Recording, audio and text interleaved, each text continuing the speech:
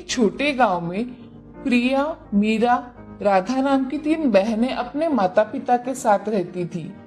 प्रिया और मीरा दिखने में बहुत खूबसूरत थी और राधा दिखने में साधारण थी।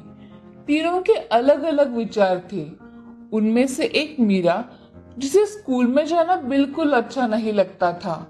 मैगजीन पढ़ना और बड़े बड़े सपने देखना उसे पसंद था। दूसरी थी प्रिया, जिसे स्कूल जाना बहुत पसंद था, लेकिन सिर्फ अपने दोस्तों से मिलने के लिए।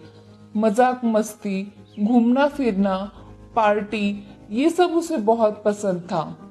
तीसरी थी राधा, जिसे स्कूल जाना, पढ़ाई करना, माँ की सहायता करना, दूसरों की हमेशा मदद करना पसंद था।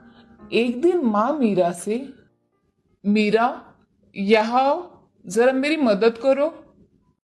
नहीं माँ, तुम्हें तो पता है ना, मेरा जन्म छोटे मोटे काम करने के लिए नहीं हुआ है।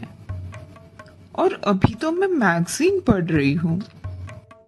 अरे कभी तो मदद कर दिया करो। आज नहीं तो कल शादी के बाद सबको काम करना ही पड़ता है। क्या शादी के बाद माँ? मैं तो ऐसे इंसान से शादी करूंगी जो बहुत ही ज्यादा अमीर हो, जैसे कि मैगजीन में दिखाते हैं। फिर तो मेरे घर में नौकर चाकर होंगे, तो मुझे कोई काम करने की जरूरत ही नहीं होगी और मैं अपनी लाइफ अपने तरीके से जी पाऊंगी। फिर भी बेटा, कभी कभी काम किया करो। माँ बस भी करो अभी। माँ, मेरे लिए आप बहुत अमीर लड़का चुनना, ताकि मुझे कोई काम ना करना पड़े। मीरा वहां से चली जाती है और शादी की बात सुनते ही प्रिया अपने माँ के पास आकर, माँ, आप मेरे लिए ना बहुत ही हैंडसम, ऊंचा और जो मेरी हर ख्वाहिश पूरी करेगा ऐसा लड़का ढूंढना। हाँ, तुम्हें भी अच्छा लड़का ही ढूंढ लूंगी, लेकिन काम में हाथ मत लगाना। तुम दोनों की दोनों एक जैसी ही हो, न पढ़ाई में अव्वल और न काम में। तुम दोनों को तो सिर्फ मैगजीन, मूवी जाना इतना ही पता है।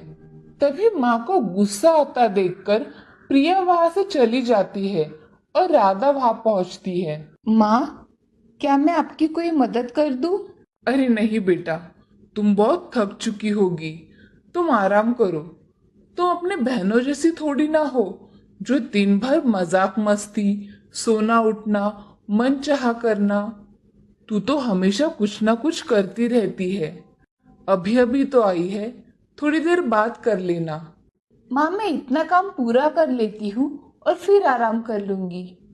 राधा और माँ अपना काम पूरा कर अपने अपने कमरे में चले जाते हैं। कुछ दिनों बाद उनके पिताजी की हार्ट अटैक से मौत हो जाती है। अब तीनों बहनें अनाथ हो चुकी थी। वो बहुत परेशानियों से गुजर रही थी। कुछ दिनों बाद एक बूढ़ी माँ उनके यहाँ आती है और उन सबको उनके मनपसंद लड़कों से मिलवाती है। मीरा और प्रिया को बहुत अच्छा घर मिलता है और राधा को एक बहुत ही गरीब इंसान मिलता है। राधा ये सब देखकर बूढ़ी माँ से, मेरे नसीब में ऐसा क्यों है माँ? राधा, तुम्हें बहुत जल्द ही पता चलेगा कि तुम्हारे नसीब में ये क्यों है।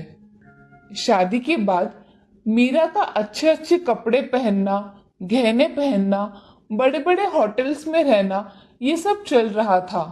तो दूसरी ओर प्रिया पार्टीज करना, मूवी जाना, अपने दोस्तों के साथ घूमने जाना, ये तो और जोरों से चल रहा था। तीसरी ओर राधा अपने पति के साथ बहुत मेहनत कर रही थी। 2-3 साल बाद मीरा रोते हुए प्रिया को फोन लगाती है और उसे मदद मांगने लगती है।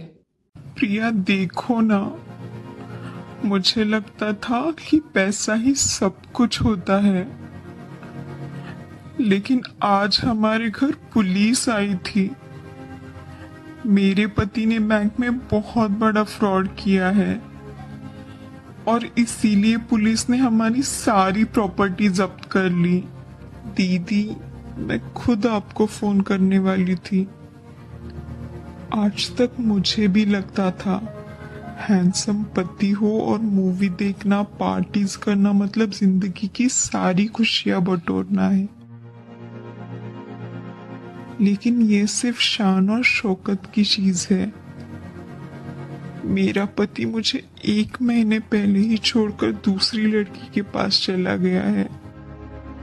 1 महीने से मैं बहुत ही ज्यादा टेंशन में हूँ, लेकिन मुझे समझ नहीं आ रहा था कि मैं क्या करूँ। फोन पर बातें करते वक्त उन्हें अपनी माँ की बातें याद आती है, क्योंकि उनकी माँ उन्हें हमेशा बताती थी कि जिंदगी में कुछ ना कुछ काम करो।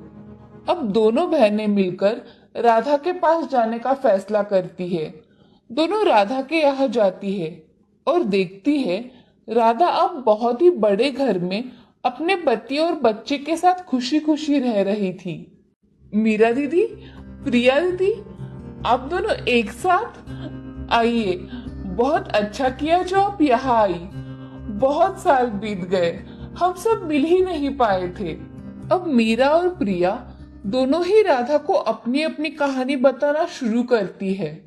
राधा सब सुन लेती है और राधा अपनी बहनों से, दीदी जो हुआ सो हुआ, अब आप लोग माँ के बताए हुए रास्ते पर चलने की कोशिश कीजिए, मेहनत कीजिए, काम कीजिए और अपनी जिंदगी बदलने की कोशिश कीजिए।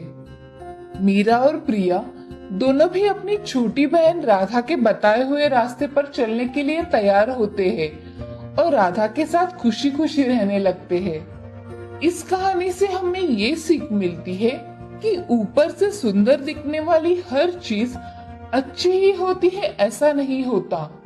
इसीलिए मेहनत करना बहुत जरूरी